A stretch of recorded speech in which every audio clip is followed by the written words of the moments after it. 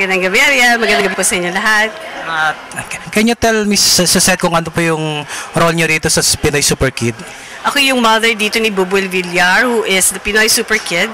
And so I'm very supportive to my kid who has special powers or parang gift, binigyan siya ng gift na makakapagtulong sa mga kaso na hindi nare-resolve ng ordinary ordinary person. Katulad ng mga cases ng mga pulis na kailangan nila ng tulong, especially dun sa mga gifted children like yung anak ko dito, si Buboy. Ito po bang Pinoy Super Kid ipapalabas sa mga local cinemas? Yes, eventually it will be shown theatrically dito sa Manila at ipapalabas din sa Amerika, hopefully. This is of course produced by Triskelion, of course with Edwin Lagadi as the producer, and he's actually a member of the Tau Gamma Phi. So a lot of our fraternity brothers and sis are here to support. Ang balita po namin dito sa Pinoy Super Kid, English yung language. So ibig po ba sabihin nito papalabas po ito sa ibang bansa? Yes, yes. Gusto rin ipakita dito na ang Pilipino marunong talaga mag-English. And it's actually our second language. So everybody can really speak. Although, you know, iba-iba kasi ang ating mga dialects. So iba-iba yung mga accents natin. But in general, it's all in English. Yes. So ito po ba isasali din sa mga kilalang film festival sa ibang bansa like Cannes?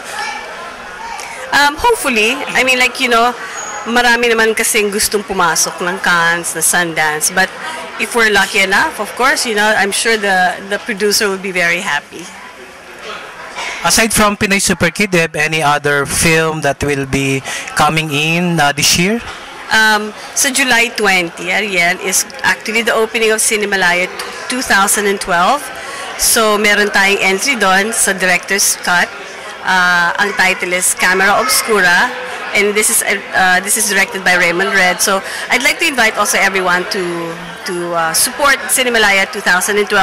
It starts on July 21 until the 29th. Unang-una pong magkakaroon ng gala premiere ang Camera Obscura sa July 21 at 9 p.m. sa CCP Theater. And of course, aside from Camera Obscura, marami pa pong mga pelikulang marami pang entries na pwede nilang mapanood. So sana tangkilikin niyo naman po ang indie films natin. I also heard, Miss Suzette, that you're also involved in Pedro Calungsod movie. Tama po ba? Yes, I'm actually, you know, I'm Cebuano, I'm a Visayan, and Pedro is going to be the first Visayan saint. So isa yun sa parang nag-motivate or nag-inspire sa akin to put on film ang story ni Pedro Calungsod. Siyempre gusto natin i-share ang kanyang sacrifices and also share his story so that especially the youth can emulate him. And I'm really excited na magawa natin ito at maipalabas rin na hindi lang sa mga eskwelahan dito sa Pilipinas but all over the world.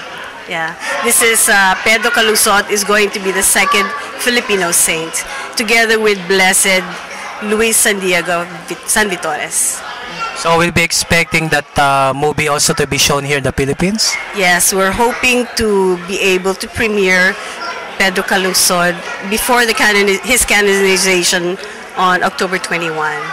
So abangan niyo po sana yun. Maganda.